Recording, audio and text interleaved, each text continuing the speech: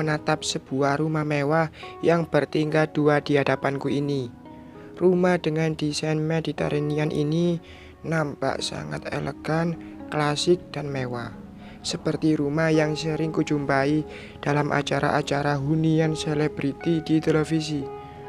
Rumah ini adalah rumah milik keluarga Kinanti. Setelah seminggu lamanya, aku mencari alamat rumahnya. Dengan kekuatan sosial media, tak begitu sulit menemukan rumahnya. Karena di kompleks ini hanya rumah milik keluarga Kinanti yang paling mencolok karena kemegahannya. Tadinya sempat terfikir olehku untuk bertanya pada Mbak Soraya saja di mana alamat rumah Kinanti. Tapi langsung kuurungkan niatan itu karena pasti ia akan memberitahu Mas Rangga. Berdua dengan Mbak Dian, aku memutuskan untuk menemui Kinanti hari ini. Aku berusaha untuk menyelesaikan urusan kami baik-baik. Maaf, apa benar ini rumah Ibu Kinanti? Aku bertanya sopan pada seorang pria yang berdiri dekat pos keamanan rumahnya. Iya, ada yang bisa dibantu, Bu? Maaf, apakah sebelumnya sudah ada janji temu dengan beliau? Jawabnya. Lalu balik bertanya. Aku belum membuat janji apapun dengannya. Katakan saja padanya, jika si Farah ingin bertemu dengannya. Ah tidak, katakan saja jika aku harus bertemu dengannya, tegasku, sambil memandang seorang wanita yang menatap tajam ke arahku di balik pagar rumah ini. Aku mengumpulkan segenap keberanian berbicara dengan Kinanti harus hati-hati, karena wanita itu sangat pandai memainkan kata-kata. Sejujurnya, perasaanku mulai gelisah dan cemas. Datang ke sini seperti masuk ke kandang singa. Namun, aku terus menepis semuanya. Aku sangat yakin ia tak akan berani mencelakaiku di rumahnya sendiri. Baik, Bu, sebentar. Akan saya sampaikan pada Non Kinanti, jawabnya, lalu berbalik membelakangiku. Wanita di balik pagar itu terus menatapku. Tak berselang lama, wanita itu diiringi satpam penjaga yang tadi bicara denganku berjalan mendekat, menghampiri kami. Kau, untuk apa kau datang ke rumahku? Ia menatapku penuh tanya. Aku sengaja datang ke sini untuk mencarimu. Aku ingin bicara. Apa kau punya waktu? Ia diam sejenak. Pandangannya terus ke arahku. Beberapa detik kemudian, ia meminta penjaga rumahnya membukakan pagar rumahnya untukku. Masuklah, kita bisa bicara di dalam. Nada suara itu terdengar lembut dan ramah. Aku tertegun melihat perubahan sikapnya. Wanita ini seperti memiliki dua wajah yang berbeda. Aku dan Mbak Dian melangkah masuk ke halaman rumahnya. Sebuah pohon akasia yang tumbuh rindang tak jauh dari pagar rumahnya menggugurkan beberapa helai daunnya yang menerpa wajahku, seolah menyambut kedatanganku ke rumah ini. Aku melirik ke sekeliling, berbagai tanaman lain yang disusun dan ditata dengan indah. Sungguh, desain eksterior di halaman ini membuatku sedikit berdecak kagum. Kita bisa bicara di sana. Ia menunjuk sebuah gazebo di sisi kanan rumah ini, membuat fokusku teralihkan. Aku dan Mbak Dian mengekor di belakangnya, berjalan menuju gazebo itu. Aku juga mengikuti kemauannya ketika ia meminta Mbak Dian untuk menjauh dariku saat kami bicara nanti. Minta temanmu itu untuk menunggu di teras depan saja. Aku tak ingin ada orang lain saat kita bicara, ucapan Kinanti padaku saat meminta Mbak Dian menjauh dari kami. Awalnya Mbak Dian menolaknya, dengan alasan tak bisa berada terlalu jauh dariku, karena itu adalah perintah dari Mas Rangga. Tapi aku dapat meyakinkan dirinya bahwa tak akan terjadi hal buruk padaku. "Duduklah," ucap Kinanti ketika aku berdiri di hadapannya di gazebo ini. Setelah memberikan pengertian pada Mbak Dian, "Terima kasih," sahutku. "Nyalimu bagus juga, Zia. Mencariku hingga ke rumah," ucapnya dengan semburat senyum di wajahnya. Aku muak melihat senyumannya. Aku muak melihat semua kepalsuannya itu. "Aku ingin menyelesaikan urusan kita," ungkapku tanpa basa-basi. "Kita tak akan punya urusan jika kau mau mendengarkan perkataanku, Zia," jawabnya santai. "Tinggalkan Rangga, lalu aku berjanji tak akan pernah mengganggu hidupmu lagi," sambungnya. Aku langsung menatapnya, lalu tersenyum sinis ke arahnya. "Apa hakmu berani mengatur hidupku, Mbak? Aku adalah istrinya. Harusnya aku yang memintamu menjauhi suamiku. Siapa kau hingga berani mengancamku?" ketusku. Ia tertawa mendengarnya. Tak lama ia melihatku dengan pandangan yang seolah mengintimidasiku. "Aku pernah mengatakan hal ini sebelumnya padamu, Zia. Kau bukan levelku. Menyingkirkan dirimu sangat mudah kulakukan. Apa kau lupa insiden di villa kemarin? Itu adalah peringatan awal untukmu. Jika kau masih bersikeras, aku bisa berbuat lebih dari yang kulakukan di villa itu," ancamnya. Ia kembali tertawa. Aku mengepalkan tanganku. Ingin rasanya ku jambak rambut wanita ini. Tapi aku masih mengingat jika saat ini aku adalah seorang tamu di rumahnya.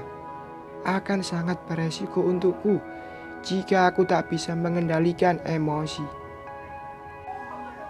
"Tolong beritahu aku, apa selama ini kau meminta orang untuk mengintaiku?" tanyaku setenang mungkin padanya.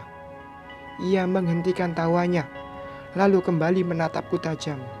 Tak lama, bibirnya kembali mengulas senyum. "Kau cukup pintar. Benar, aku meminta orang untuk mengawasi semua gerak-gerikmu. Kenapa? Apa sekarang kau mulai takut?" Ia mencoba menggertakku.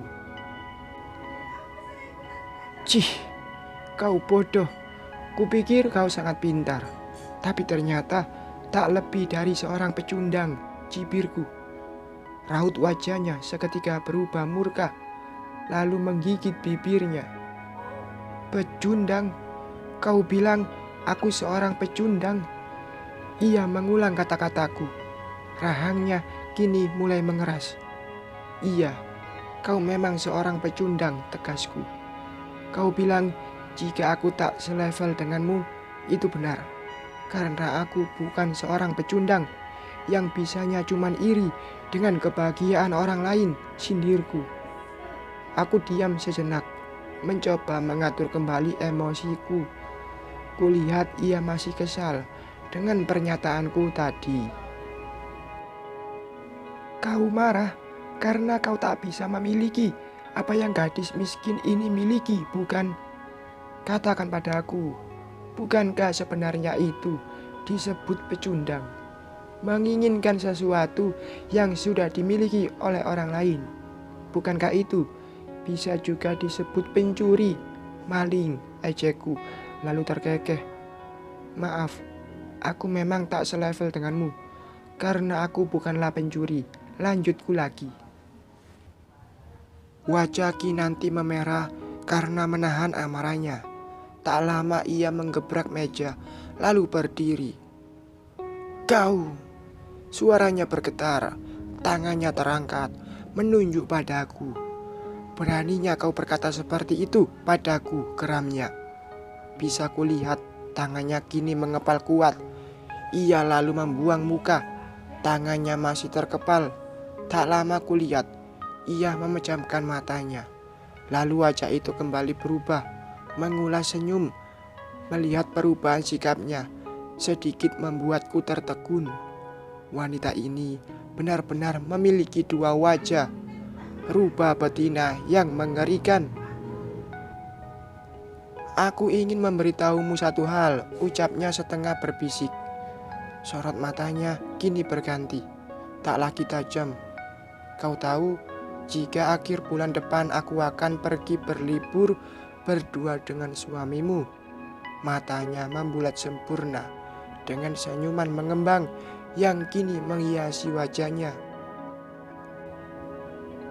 Pergi berlibur berdua, aku mengulang kembali pernyataannya. Benar, kenapa kau tak tahu? Apa suamimu itu tak memberitahumu? Kini ia ganti mengejekku. Ha. Kau bukan apa-apa bagiku. Aku sudah pernah mengatakannya padamu. Jika suatu saat nanti Mas Rangga akan mencampakkanmu, bukan? Kau pikir siapa dirimu hingga berani bermain-main denganku? Dengarkan aku baik-baik, Nona. Lebih baik cepat tinggalkan Mas Rangga. Jika kau tak ingin terluka, ia kembali mengancamku. Kau bohong, rubah betina seperti dirimu. Yang ada hanya kebohongan saja, sanggaku cepat. Bohong? Kau bilang aku rubah betina? Rahangnya kembali mengeras. Kau lihat dan dengarkan ini.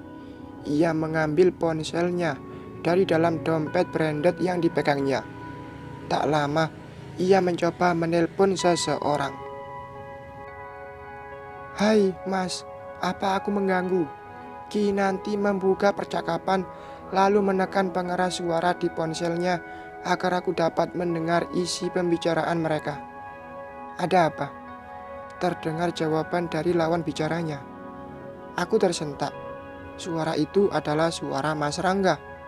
Tak salah lagi, aku sangat mengenal suaranya. Aku cuma ingin memastikan kepergian kita ke Singapura bulan depan. Jadi kan, tanya Kinanti sambil tersenyum sinis padaku. Tentu saja, aku tak akan lupa, jawab lawan bicaranya.